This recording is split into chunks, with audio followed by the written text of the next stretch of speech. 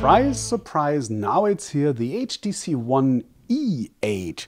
At first, HTC told us that there will be no plastic version of the flagship, the M8, here in Europe, but now finally it's here, and I want to present you the differences because there are some differences you should know and be aware of in comparison to this one. This is the M8. As you can see, first of all, mostly it's kind of the same thing, just here we have aluminum and there it's plastic, so it's a little bit not that classy look, and your fingers do not have that exactly grip because this plastic here is kind of glossy and very slippery, a little bit like this, but nevertheless it's looking great, so no problem for me. And as you can see too, it's almost the same sizes. We have again 71 by 147 millimeters. Just the thickness is a little bit different. I hope you can see here. The thickest point on the M8 was 9.6 millimeters, and here on the E8 it's 10.4, so a little bit thicker, but that doesn't really matter if you're having both in your palm.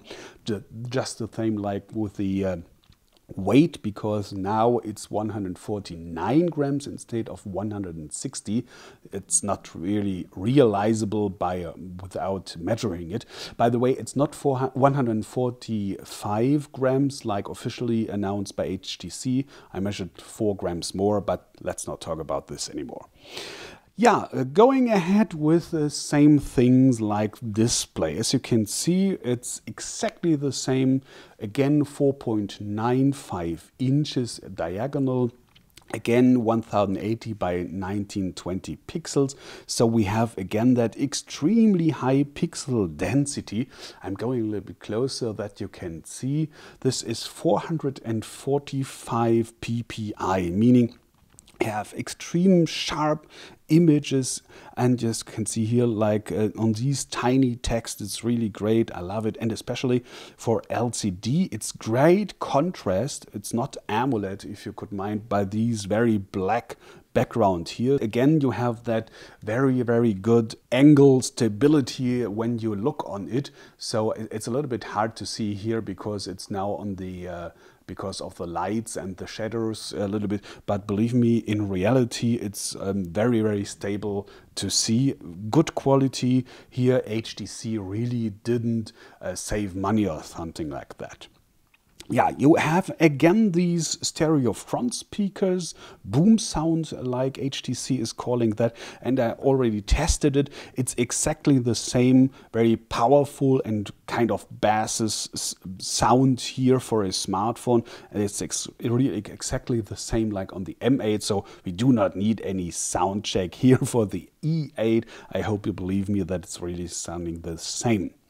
Yeah, we have again LTE, Bluetooth 4.0, NFC, again that Snapdragon 801 processor with a little advantage that here we have 4 cores with 2.3 gigahertz, and these are 4 cores with 2.5, so a little bit more. So it's the same chip like, at least here in Europe, on the Samsung Galaxy S5. Could be a little bit better in the benchmarks because the same 2 gigabyte RAM. And by the way, you have on one side, because you cannot remove this one, again fixed built-in battery, the same lithium polymers, 2600 milliamps. So, by the way, in the test, the M8 was really doing great. 14% longer runtime of the battery than the average. So I'm guessing it's kind of the same here on the E8. But as you can't remove this, you have on one side a slot for a nano SIM, meaning the very small ones you might know from the iPhone. And on the other side, that micro SD slot for cards up to 128 gigabyte. Internal memory is 16 gigabyte, just like on the M8, leaving a net memory storage after you updated all your pre-installed apps, then leaving net 9.42 gigabyte. That's the value you should calculate with. 9.42 gigabyte internal memory plus up to 128. You have the same user interface. HTC is calling this Sense 6. And the main feature, at least for me, is this one that you just have to double tap on the screen and now you can unlock it. I love this, especially if I have to use the phone with one hand. Then it's very tricky to go over here and fish for this one. So it's way easier just to double tap on it. For me, the best feature I've seen for a long time. I really love this one. And with that, coming to the differences. First of all, a little difference. I do not think that this is very important. Here we have, in the meantime, Android 4.4.4, and the E8 is coming with Android 4.4.2. But as HTC promised, you might have heard that the new Android 5 Lollipop will come to the flagships at least in 90 days or less. I'm pretty sure that the kind of exact E8 will get a Lollipop soon too, so that's no thing for me. But we have some differences, especially in the cameras. Front camera, it's a little bit more wide angle now than on the M8, and we have 4.9 megapixels instead of 3.7 over here. And we have to be careful if you're comparing these pixels, because the cameras on HTC are measured the maximum capacity always with 4:3. I'm showing you this. That's way easier. Having a 4.4:3, seeing it in the settings here. Yeah, here you can choose the crop if you want to have wide or whatever, and down there on the resolution, this is going on 4:3. Then you have this resolution, meaning 13.3 megapixels.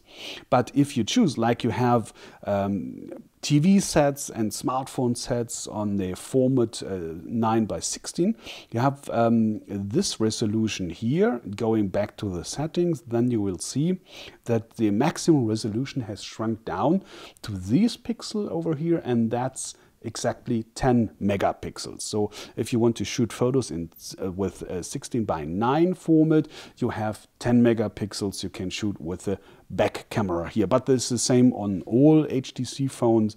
So here on the M8 you couldn't change anything because you just have these 4 megapixels HTC is calling ultra pixels, meaning they're especially big and getting more light than usual. So the photos have been great, but 4 megapixels are still 4 megapixels. So if you want to zoom in a little bit, then you are seeing the pixels already. So 10 or 13 megapixels always are better, or in most cases, let's take that.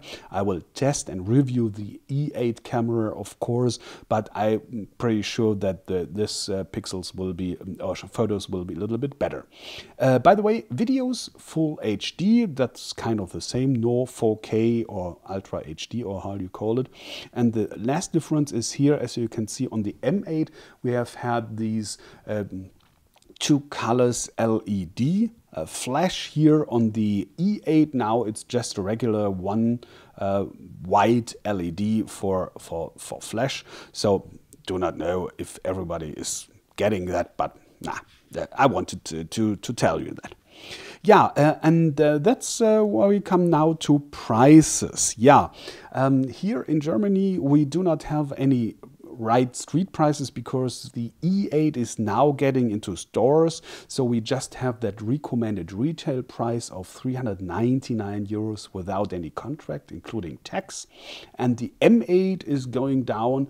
At the moment, it's a little bit below 450 euros without any contract. So at the moment, it's a difference of 50 bucks, but I'm pretty sure that the E8 will go down in the next days and weeks in direction of, let's say, 370, 360, maybe until Christmas we have reached 350. So we are talking about a difference from 50 up to 100 bucks roundabout. So now you have to decide if you love this aluminum metal body here that much, that classy look, that you will spend more money, or if you say, oh, I can live with that plastic surface here very kindly because I have the better camera, I have the, at least I guess, the better processor, and paying a little bit less, so I can live with this one, then it's okay too.